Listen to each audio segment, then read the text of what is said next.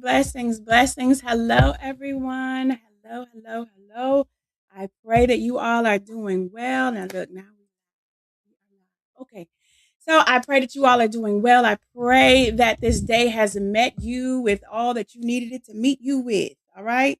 So I had a couple of little technical things going on, but we are here now. Let me get this thing out here.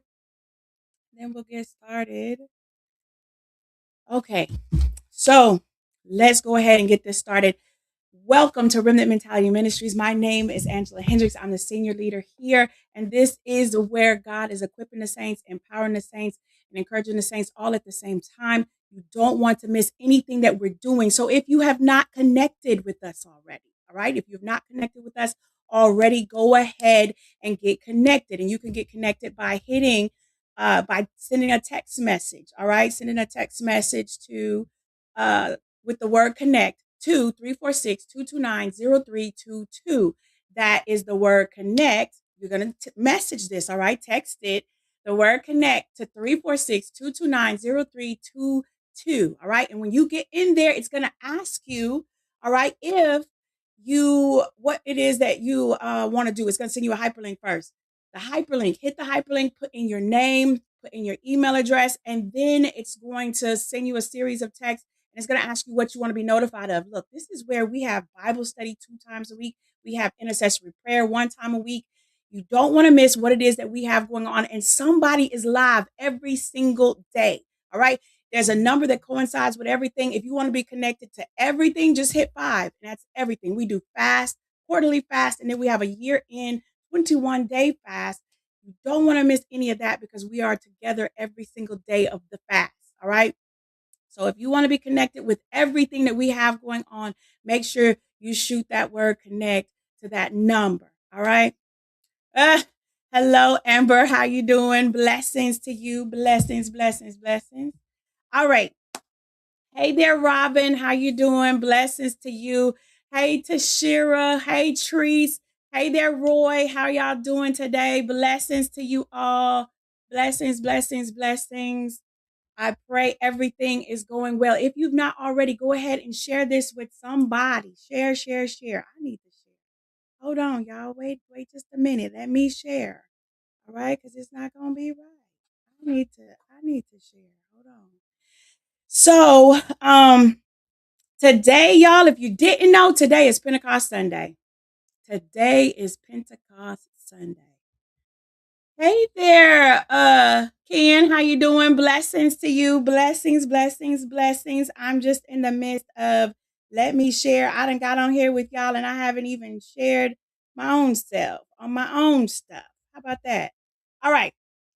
Share, share, share, share. If you have not shared it with somebody, share it with somebody. If you have not hit that like button, hit the like button. If you have not followed us, all right, if you have not followed us on YouTube, subscribe to the channel on YouTube. You see the logo. That's us. Anywhere you see that, that's us. You want to get involved with what it is we have going on. So make sure you subscribe on YouTube. All right. Hit that subscribe button and then look for that notification bell and hit it until you see the parentheses on either side. That means you'll get all live notifications. And then on top of that, all right, if you are watching us on Facebook, you have to come out, hit that like, all right, like the page, and then turn on your notifications for all live notifications. And then if you are watching us on Twitter or you're watching us on Instagram, you got to follow the page, right? Follow the page, turn on your notifications because you don't want to miss what it is that we're doing. Somebody's live every single day. You don't want to miss who's live. They'll tell you what day they come on. They'll tell you what time they come on. Me, I'm here every Sunday between 2:33. Hit that go live button and I'm right here with you. All right. So let us get on into this now because I don't plan to be before you long, but I got to lay out some stuff. But it's Pentecost Sunday. All right. This is a special day. This is a day that they were endued with power. All right. They were endued with power. And so we are going to be going over this transition. But the thing that got brought up to me today that I had to pay special attention to is that little, they call it Pentecost. That's 50 days. 50 days, from the resurrection is Pentecost. But Jesus was with them for 40 days. So what were they doing in the 9 days? The 9 days is what struck me. Like, what were they doing? And if you have not already seen, depending on where you're looking or watching on, you'll see it up top or at the bottom, you'll see the title for today's message. And that is, It is finished. Now wait for the fire. This is what Jesus had told them to do. And so in those 9 days is what I want to try to focus on. But I need to lead up to the 9 days because I don't know that everybody knows the story. So I don't want to assume anything, right? Don't want to assume anything. So let's go on and get into this text. Let's get into what it is that needs to be said. Come on here. Amber, don't get me started too quick now. I'm trying to stay focused. I'm trying to stay focused. Let's take it back to the cross because as soon as Jesus said it is finished, let's take it back to the cross. And that's going to bring us over here to John 19, starting at verse 30 or verse 30 in itself. It says, when Jesus therefore had received the vinegar, he said, it is finished. And he bowed his head and gave up the ghost. Now, when Jesus said that it is finished, that was not him saying, I'm finished.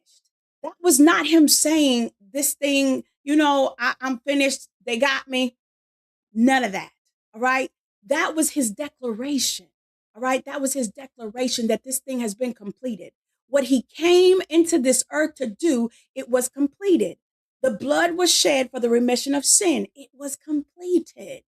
All right, that was completed. So now when it is finished, is heard. When it is finished, is heard. We don't go to he's been defeated. We don't go to the fact that I don't know what's going to happen after this.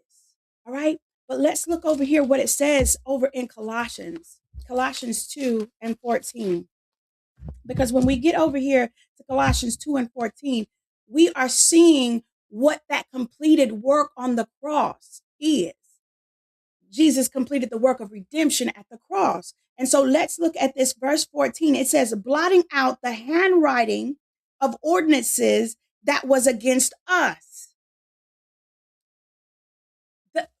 Look here. The enemy comes as one that accuses. He is our adversary and he comes accusing.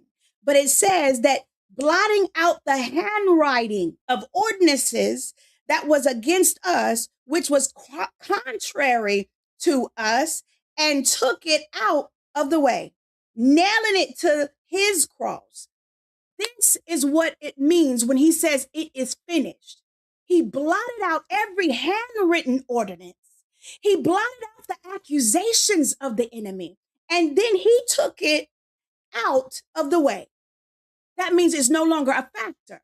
When you take something out of the way, it's no longer a factor. So what Jesus Christ did on the cross was the blotting out of what the law exposed as sin in our lives. You got that, right? He took that on and he says, no longer will you be accused and fully condemned and convicted of it. Those that walk in me, okay? Those that walk in me have the power to come off from under them things because I nailed it to my cross. And no longer do you have to bear those consequences of what the law says. You no longer have to bear because sin equals death. All right, we getting somewhere. We trudging on along. So stay with me. All right, stay with me. Because at that point, we could shout. At that point. Just the fact of knowing that he blotted out the sin, we could shout. All right. So when he rose up or when things begin to rise up, we have an answer for that. We can tell those answers or we can tell those situations that we have an answer. So when things start to rise up like sickness in your body, it is finished. When things start to rise up to try to get your mind to think something contrary than other than his promise, it is finished. When things start to pop up and we begin to think about the fact that maybe it's just not in me to finish, maybe I just don't have it, it is finished. Look, I need y'all to understand today that God gave us a phrase. He gave us a phrase on the cross because everything that can come up against us, it is finished. I remember watching my daughter toil through life. I remember watching my son toil through life. And I began to just think on the matter. And I began to say, it is well. It is well. It is well. Because yes, it is well. But at the same time, it's finished. There was a stripe for my healing. Do you understand? There was a stripe for their healing. There was bloodshed for the redemption of their sin. It is finished. I got an answer for that. Hey there, Minister Marie, how you doing? Come on here to share it so you with me. You understand that it is finished. The impact and the power behind when he said it gave us ammunition against the enemy. It gave us the reassuring factor that what we see right now is not the end result of a thing. We have the ammunition to say it is finished and know that this thing right here, it's not over. I'm only seeing the fragments, the remnants, the things that the enemy wants me to see so the enemy can say, you know what, go on and lay down, Angela. This ain't for you to fight. Go on and lay down. This thing is too big. Baby, the only thing I'm laying down is in his hands. I'm laying down every care and every burden. I lay it before him because I can decree and declare a thing that it is finished. And so we have that bond with it is finished because he nailed it all to his cross. He blotted out every handwritten ordinance that was written against me, that was written for generations to come. Everything that was going to happen, everything that is yet to happen and has happened, it has been nailed to the cross. And all we have to do is speak the phrase, it is finished. Come on here, lay aside every weight. That's it. We have to lay aside every weight. Anything that comes to try to put some pressure on your shoulders, we got to throw that to the side. This ain't no gym session. Baby, I'm physically fit, mentally fit, spiritually fit because of the work that Jesus Christ did. I'm not finna bear no excess weight. It is finished. Come on here. You got to decree and declare a thing, Trees. That's the way that it goes. And so as we move forward here, let's see what's next. Acts. All right. So turn over to Acts 1 and 3. So we got to go back to the crux of this matter because after he gave us, it is finished, right? After he gave us, it is finished. After he gave them, it is finished. Now they have watched him and die on this cross. They've watched him go into a place. Hey there, Vanessa. How you doing? They have watched him die on the cross. So when he said it is finished, some people misconstrued that as the battle is over. Everything that we thought we was walking with for the past 3.5 years is over. Everything that we had hoped for to happen, it's over.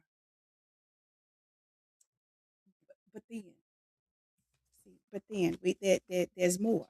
You know, wait, there's more. So when we go over here to Acts 1 and 3, y'all turn over there with me. Why are my pages doing this right now? Come on here. Come on. So Acts 1 and 3 says, to whom also he showed himself alive after his passion by many infallible proofs, being seen of them 40 days. And speaking of things pertaining to the kingdom of God. This is what happened. Now he's resurrected. And now that he has rose again, it says that to whom, because to the people, he also showed himself alive after his passion. All right. After his passion, after what happened on the cross, by many infallible proofs. See, many infallible proofs. So he walked among them for 40 days, teaching and preaching and equipping them, getting them to understand, opening up their understanding as to what is to come, as to what I expect from you. 40 days he did this. So it says infallible proofs that he rose. Those infallible proofs were Thomas. He had to show Thomas the holes in his hand. he began to show them the holes in his hands and the hole in his side where he was pierced. He began to show them, it's me. Don't get it twisted. It's me. It's me. The wounds may look like I was defeated, but I wasn't. The wounds may look like it was over, but it's not. Because see, it's me. And so as we are seeing this play out with the disciples, okay, because all hope was lost for a moment. 3 days had went by. They had no rumblings of anything. But on the 3rd day, he rose. And then it says here that he showed himself alive after his passion by many infallible proofs, being seen of them 40 days. And speaking of the things pertaining to the kingdom of God, he began to equip them. He began to give them what it is that they needed in order to get to the next, right? Because he knew he was not going to stay. He knew it. He knew I can't stay here for you for long, but just know that the resurrection, see, the resurrection proved, all right, who I was. The cross was the price that was paid, but the resurrection was proof that the Father received the sacrifice. He accepted it. So now everything that you think has been stacked against you, all the odds, all the sin, all the everything that you are accused of and did, and some you didn't do, you've been acquitted. All the charges have been dropped because the Father accepted the sacrifice of the Son, a once and for all sacrifice. So whereas the crucifixion paid the price, the resurrection proved that it was accepted and proved his work was being done. Let's keep going. Luke. Let's go back to Luke real quick because I got to bring you back real quick. Luke 24. I got to bring you back to what it is that was said, because I think we need to understand that when we're walking in this, what was being done. So for those 40 days, 40 whole days, there were things that were happening. He had to get them in the place where he could open up their understanding for them to do what was next. Now, if he gave them all the tidbit of information, they probably would have said, oh no, oh no, no, and heck no. If they would have understood that this thing comes with persecution, if they would have understood that this thing is going to come with a scarlet letter, if they understood that this thing is going to come with people coming against you and you don't even know why. I was just being nice, but you're being attacked. If you knew that this thing was going to come with the enemy putting sickness after sickness, if you knew that this was going to come at the cost of your children being persecuted because there was a call on you, would you still go? If you knew that this thing was going to cost you some lives, if you knew this thing was going to cost you time, emotions, a whole lot of tears, would you still go? Would you still have the same yes? Sometimes all he can show you is the end result. Because if he showed you the along the way process, you would have given up. If he had to show you everything that this thing entailed, that's why we prophesy in part and we know in part, because if we knew the whole of a thing, our yes would kind of be like, well,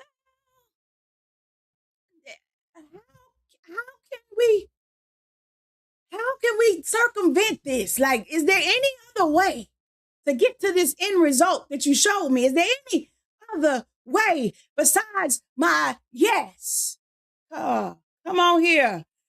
Y'all are encouraging me on today. Come on here. Y'all are encouraging me. Come on here, Amber and Tashira. You still got a yes in your belly. You still got a yes in your belly when you missing some stuff. You still got a yes in your belly when things are being taken. When they're repossessing the card, is there still a yes? Is there still a yes when you see the foreclosed notice on your door? Is there still a yes when you see the divorce papers in the mail? Is there still a yes when you see the report of the doctor that says you don't have much time? Is there still a yes?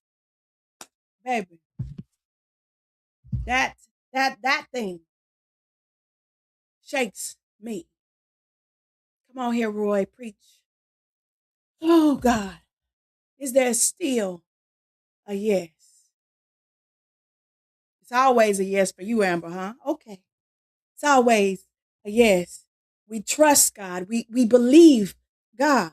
And so when we look over here as to what he was doing the whole time when he was here in Luke 24, pop it up, Luke 24, 44 and 45, it says, and he said unto them, these are the words which I spoke unto you while I was yet with you, that all things must be fulfilled, which were written in the law of Moses, and in the prophets, and in the Psalms concerning me. Then opened he their understanding that they might understand the scriptures. I just want to get you to understand that there's a point in your life, baby, I can't tell you how many times I've rededicated my yes, because everything that has been stacked against me, I've come to him bruised and battered, tears filling my pillowcase, tears flooding my room, tears flooding my face. And I told him yes again and again and again, without full understanding of the magnitude of what he had on my life to do. I still said, God, I rededicate my yes to you. I still dedicate my yes to you. Come on here. Amber, don't get me to going. Woo! Come on here, trees. Y'all hyping me up. I gotta stay the course. I'm teaching today. This ain't a preaching. I'm trying to teach today. We teach in Pentecost, and we teach in this waiting room. And yes, I've rededicated myself, my yes, so many times. I've laid it back before him. God, I still have a yes for you. God, my belly still cries out yes. Even when my flesh is saying no, I got a yes in my spirit. I got my hands surrendered to you, Lord. Even when I feel like giving up, when I feel like I can't lift my head up off of my pillow, I still got a yes. When I don't understand it, when I feel like the season has lasted too long, when I feel like it don't make sense, God, I'm looking at everybody else around. It don't make sense, Father. What is happening? I still have a yes. See, this flesh will try to tell you something different. But you got to remain in that yes. You got to continue to have that yes perched right there on your lips. Yes, God. I still got a yes. And that is what silences the enemy. That's what silenced the enemy, even in Job's situation. Job continued to have a yes for God in spite of everything that was coming to him. Naked I came into this world. Naked I come back. There's a yes. You want to strip me of everything? I still got a yes. You want to make me believe that my God has forgotten me, but I still have a yes because I got his promise in the forefront of my mind. And the promise said, I already won this thing. The promise is the victory that was won on the cross. So everything that comes up against me, I have victory in it. Whether it feels like it or not, it's already been won for me. Everything has already been won for me. Let's just keep this going. Let's keep this going. Let's go back to Acts 1. Go back to Acts 1. So now we're at the ascension. Because see, we were just talking about the fact the cross, all right, paid for it. We talked about that the resurrection proved it. Now we are to the point where he has to ascend. And so when we over here in Acts 1 and 4, It says, and being assembled together with them, commanded them that they should not depart from Jerusalem, but wait for the promise of the Father, which said he, you have heard of me. But you shall be baptized with the Holy Spirit. Wait. I'm sorry. I'm going on into 4 and 5. Hold on.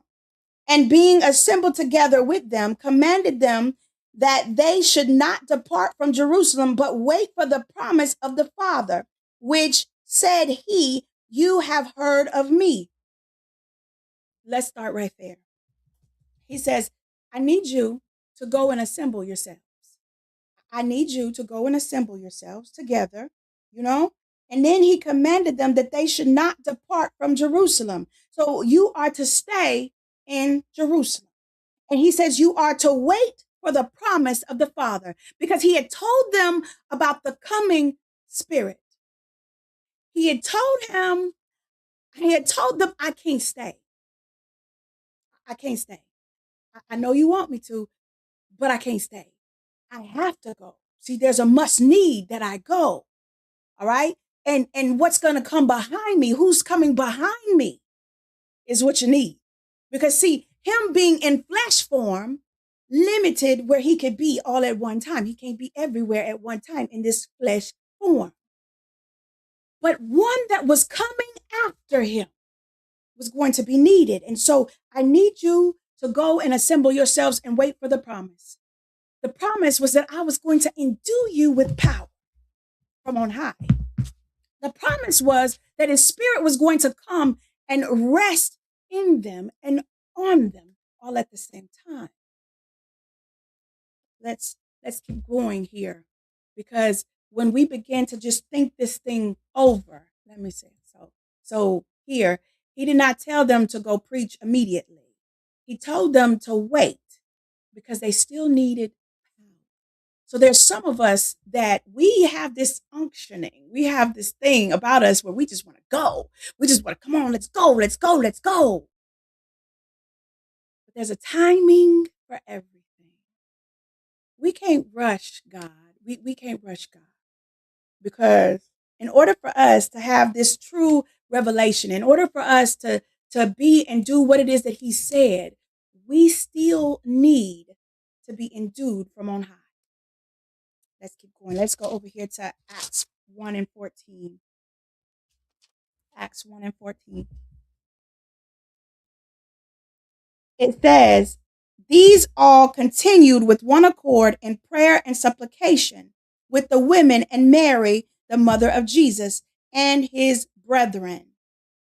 They were all in the upper room and they were waiting. They were all in the upper room and they were waiting. They had the revelation. The problem was that they didn't have the power. They had the promise. The prophecy was there. God said it, shall he not do it? So they had what they needed, but then it turned into something different, because I can only imagine, because see, this is where it gets tricky.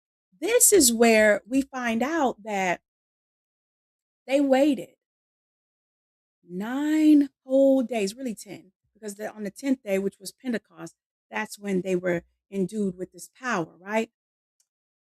But right then, they were in the upper room and they were in one accord. They were in one accord. It was just, they were in one accord. And so as they were in one accord and they were being obedient, I need you to understand that in this place, that this season that we find ourselves sometimes, are we in obedience? Because some of us have been waiting for a long time. Are we in obedience? Are we in compliance? Are we in a place where we can trust God? Because I think sometimes we feel like we're trusting God and we're not. And it reminds me of a natural waiting room. It reminds me of when we first go to the doctor, when we first see the doctor, the first initial appointment, or the initial, just a routine checkup.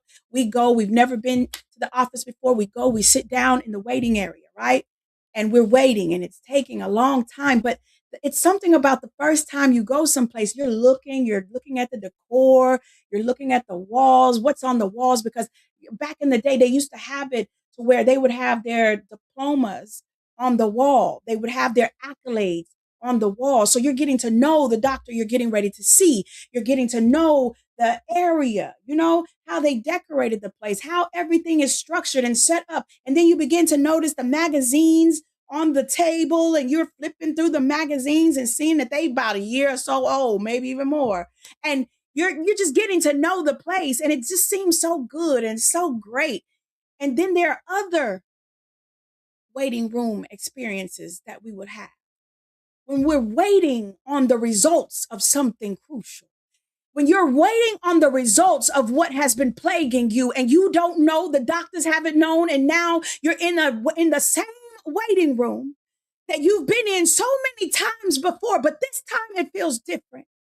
This time the wait is structured in a different way. This time the wait is heavy. The wait, when you are awaiting an answer, when you are waiting on something, you got to focus in your mind differently. Your mind is set up different because now your mind wants you to think that something bad is about to happen, and what if, and how, and why. And it's so much that goes on in our minds and in our hearts and in our spirits. And so and y'all got to forgive me if I'm looking off, because I got another engineer today, and he's doing the best that he can. But sometimes I have to look off to make sure that he's tracking with me. Nevertheless, when we have this period of waiting in this waiting room, we know that there are things that are going to pop up in our mind. We're no longer looking at the decor. We're no longer looking at the magazines. And even if we do pick up the magazine and we're trying to entertain ourselves with this magazine or with our phones nowadays, we're trying to entertain ourselves with the phone. We're trying to take our minds off of what's happening, and it's not working. It's just not working. It's like, I see, but it's just not working for me. And this is where we get Second Corinthians. When we go into Second Corinthians 10, look at that. He Johnny on the spot. Somebody just got a new job. Look at that. But this is what we have to do when you are in the waiting season, because see, this is the waiting season that we're in. When you are holding on to a promise and it looks like the promise is not coming, when it looks like the promise is going the other way, you've got to hold on to the promise. Hey there, Apostle. How you doing? Y'all, that's my apostle. Y'all say hello. Blessings to you, Apostle. All the way in Trinidad and Tobago. Blessings to you, and prophetess. And we look here in Second Corinthians 10 and 5, and it says, casting down imaginations and every high thing that exalted itself against the knowledge of God, and bringing into captivity every thought to the obedience of Christ. This is what we do when we are awaiting, because there's a difference between waiting and awaiting. When you wait on something, there's an angst. But when you await God's voice, when you await, that means you are waiting with expectancy. You are waiting for there to be a miraculous moment in your life. You're waiting for God to have the final say, because it's whatever he says, I've got peace with it, and I don't care which way it goes. But if he speaks and he says the same, I'm gonna have peace. And so the apostles and the disciples and Mary and the women, they all had this place where they were waiting in the upper room, and they are having to cast down these thoughts and these imaginations. They had to take into captivity everything that said, what if we missed it? What if we didn't understand correctly? What if he's not sending the promise anymore? What if we're too late? What if we understood it? We just missed the whole thing. They're in there for 9 days, and they're like, he told us to stay here. In the midst of them staying there and doing these things that he told them to do, if we look over here in Acts chapter 2, go to Acts chapter 2. And I'm going to read it to you so you don't have to turn over there. But in the midst of this, He showed himself alive, all right, for 40 days.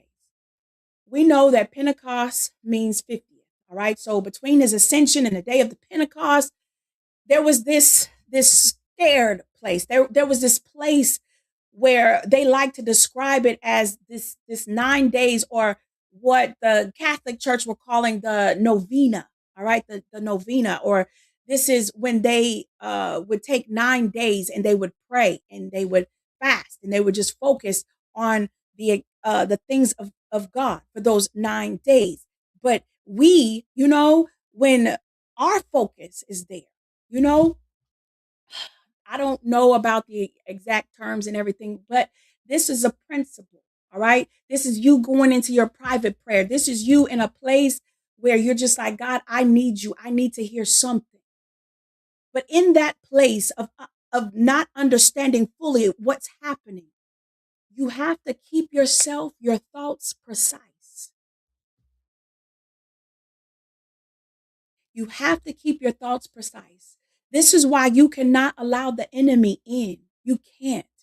All right. It says that he was seen for 40 days and he told them to wait.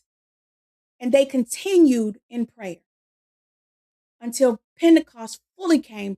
So there was this period or this time frame that they could not grasp or understand what was going on. But in the upper room, it wasn't like a jail cell or a holding cell, but it became a birthing room.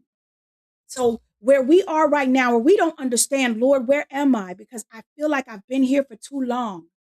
You're not stuck. You're not stuck. You're not just in a holding pattern, but you are learning some things. You are being positioned for some things. Understanding is coming. He had to open up their understanding in order for them to get what was about to happen, because what they were about to step into was their next. What they were getting ready to step into was so much bigger than they could ever possibly understand. They were not stuck, but they were birthing. And anybody that has been in the room where a woman was in labor or even thought about being in labor, even when you see it on TV, there is this place of just pure anxiety. Like she's just like, oh my God, oh my God. And then you got others where it's just a beautiful thing, but all the pain, all of the turmoil. And the Bible tells us that after the birthing, after the labor pain, after the birth, and she looks upon the faith of the child, she forgets the pain. The Bible says this. She forgets all the pain. Some of you are on the cusp of birthing something so much bigger than what this pain could ever possibly have. Because you're going to be able to see God's work. You're going to be able to see, come on here, it's worth it in the end. It's worth it in the end. When you get there and he says, well done, my good and faithful servant. And he puts the crown that's full of jewels on your head. What, baby? It's the end result for me. These battles that we're going through right here, I just came to remind you that you're not stuck. I came through to remind you that those 9 days you're being prepared. You're not being abandoned. I've just come by to tell you that you're being aligned and not forgotten. I've just come by to tell you that you are being filled with expectation. They weren't waiting for Jesus to finish something. They weren't waiting for that, but they were waiting to receive the power on what he had already finished. And if we are not careful, we'll miss it. Because we'll get consumed with the waiting room. We'll get consumed with what's next and not meditate on what is right now. God, help me to be focused on what is. That means we got to cast down every imagination, every thought has to be cast down. It has to be cast down. We take it under subjection. And we say, you know what? I'm going to deal with you right now. Yes, he's still coming. No, he hasn't forgotten about me. Yes, this thing is painful, but I know that God has got my back. I need you to take some thoughts under subjection. I need you to take some imaginations that are trying to exalt itself above the knowledge of God. When you know God, your faith shifts into gear. And you don't have to stay in that position of thinking that maybe he will, maybe he won't. but it is finished.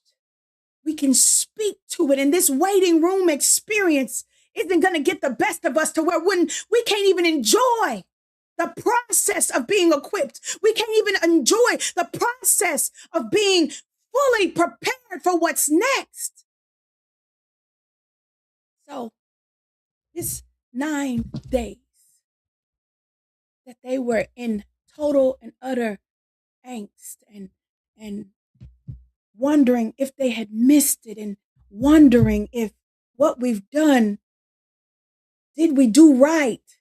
Are they going to come up here and kill us too? Is it going to be worth it?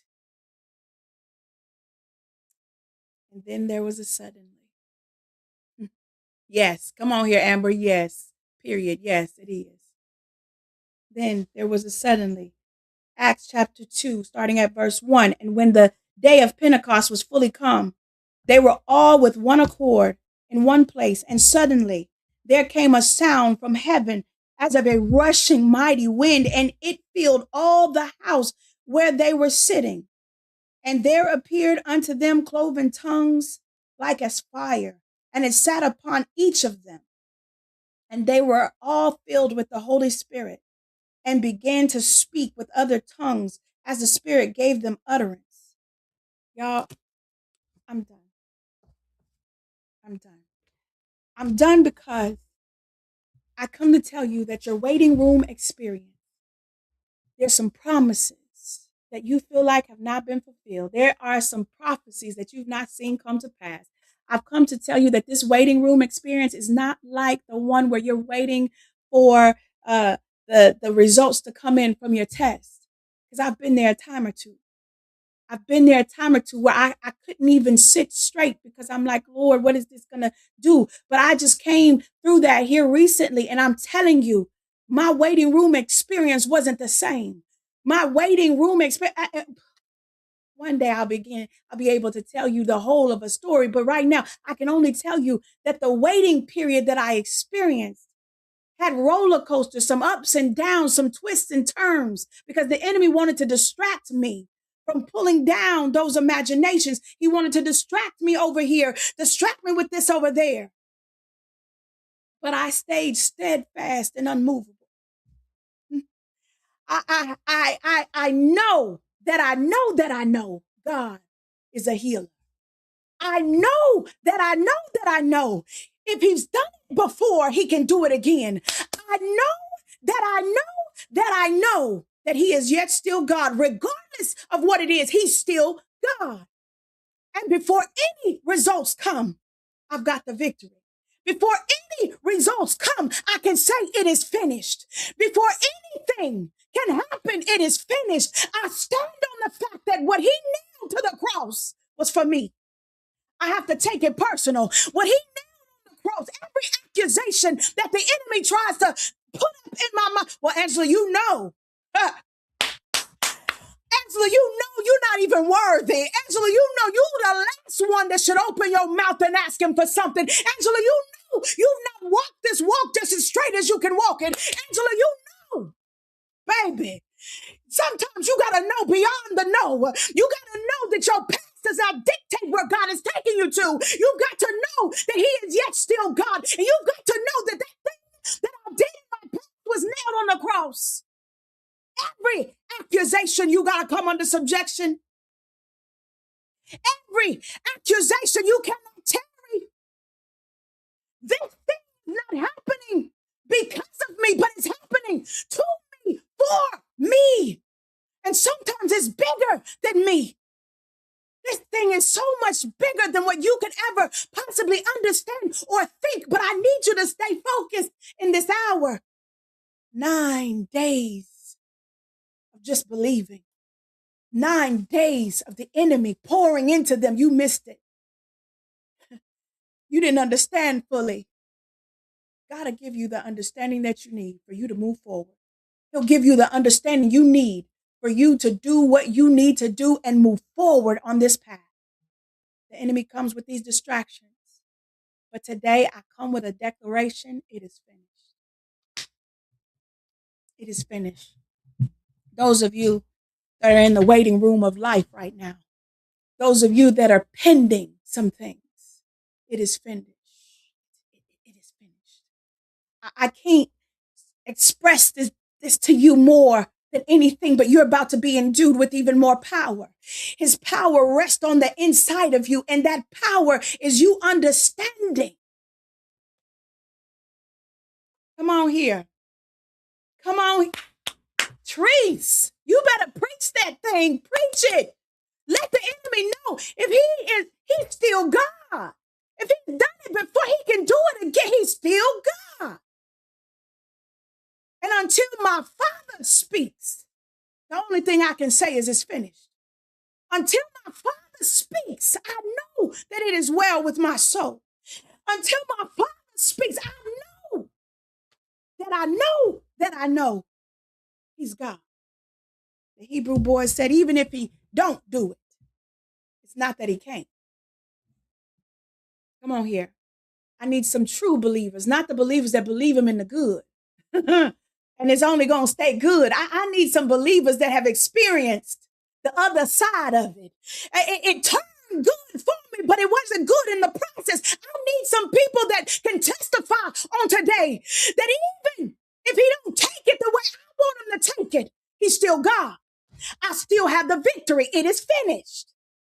I need some people who will understand and know and testify and tell these good folks on this line that God did it for me and he can do it for you. I need some people to tell them, look, it didn't line up the way I wanted it to go, but it lined up the way God meant for it to go, and it turned out for my good. I'm stronger now. I'm stronger now. His spirit is in me. I have an unctioning and a mind to speak and see him do whatever needs to be done. Man, suddenly, your waiting room experience right now is getting ready to have a suddenly. How many of you believe that? How many of you believe that your waiting room experience is getting ready to have a suddenly? Some of you have been waiting on a lot of things, a lot of people, a lot of instances, a lot of things, a lot of situations. You've been pending. But that suddenly is getting ready to hit your household. That suddenly is getting ready to hit your circumstances. Do you believe it? Do you believe God is still God? Do you believe he can still do it? I think this is where we kind of lose it. Maybe he can. Maybe. Come on here with the suddenly, Tashira. Come on. It is. It's a new season. It's a new season. Come on here, Amber. That's the pivot. Come on here.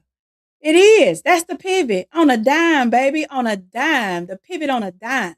The enemy didn't see it coming. We done broke his ankles with this one. The suddenly. Come on here, Vanessa. It's the suddenly. Come on here, Trees. That's what you got to do. You got to know that it is so. Don't get me to running. Y'all know me in bottoms. Don't get me to running, okay? Don't get me to come up out this seat and run. It is. It's over. It's over. There's no maybe in God. Man, Tashira, don't do it. Don't do it to us. Look here, y'all. That's all I have for you today. There were 9 days, actually 10, from the time that Jesus ascended to when his spirit came. I need you to understand that in that waiting time, there were some things happening that they couldn't even see. One, they were in one accord, being obedient. Lace up them shoes. Come on here. Lace up your boots. Put on your backpack. Come on. It's time to ride. Look here. Y'all don't get me started. I'm a ride. Come on here. You better cut a two-step, Tashira. You better cut a two-step. So, like I said, there were some things that were happening that they didn't even expect. They didn't even understand that, but they were being processed in the waiting period. They were obedient. They went to the upper room and they stayed there.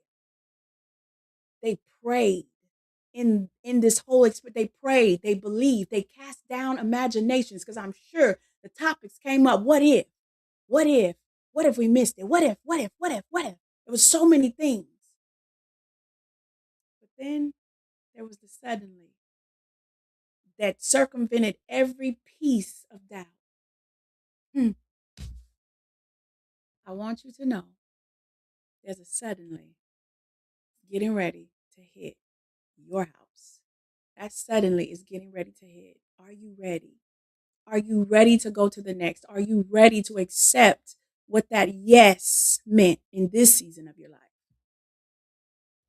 You've been waiting a long time. You've been waiting a long time for the answer. You've been waiting a long time to just understand what it is that God is doing in your life. But that suddenly is getting ready to happen. And I need you to embrace it. I need you to understand that this waiting room is not the same as one when you're waiting for those test results.